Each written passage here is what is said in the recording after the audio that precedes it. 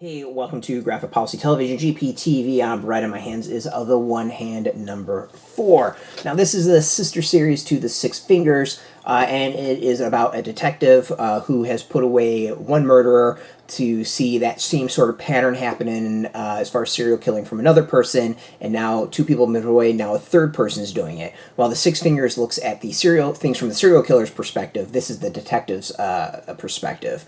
Up to this point, this series has been kind of separate where you can read each of them and appreciate it. But with this issue, I think you have to have to read The Six Fingers. Like, the two together is far stronger than the separate. But what this issue kicks off with is directly in The Six Fingers number 3.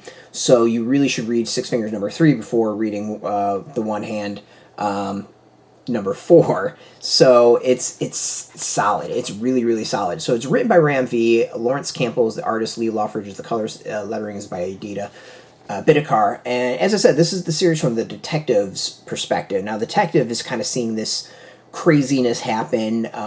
Things are kind of making it look like he's the one that's doing the killing, and now the police are after him. So he's on the run while also trying to figure out the killer, and with some help from some people that do believe in him, he's kind of coming a little bit into figuring out how to find the killer.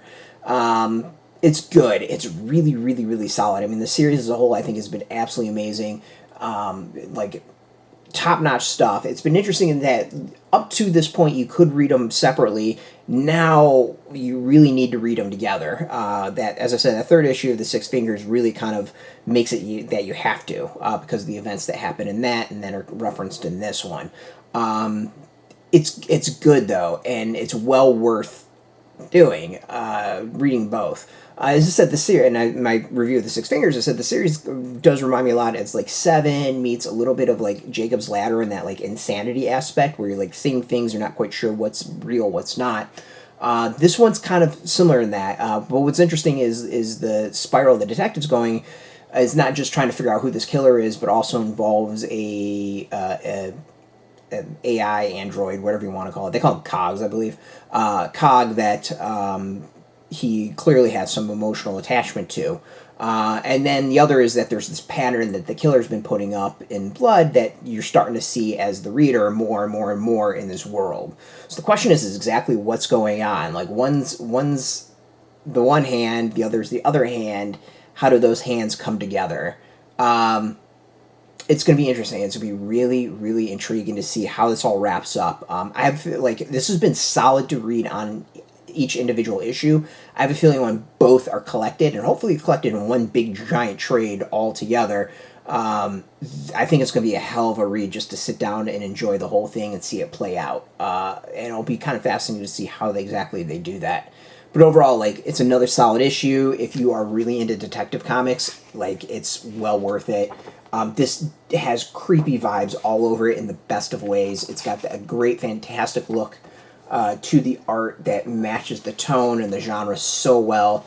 It's good. It's really, really good. And I think that's probably about all I want to show because it gets kind of gruesome from there.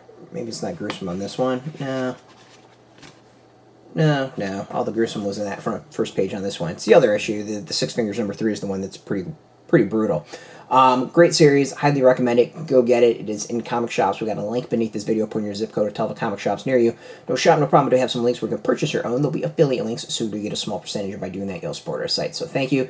And speaking of support, just watch our videos. Support us as always. So thank you for that. If you're into comics, check us out every single day at graphicpolicy.com. We're on Twitter, Facebook, YouTube, Tumblr, Instagram, TikTok, Mastodon, Threads, Blue Sky, all at Graphic Policy, keeping it nice and consistent. So until next time, keep reading those comics and keep it geeky.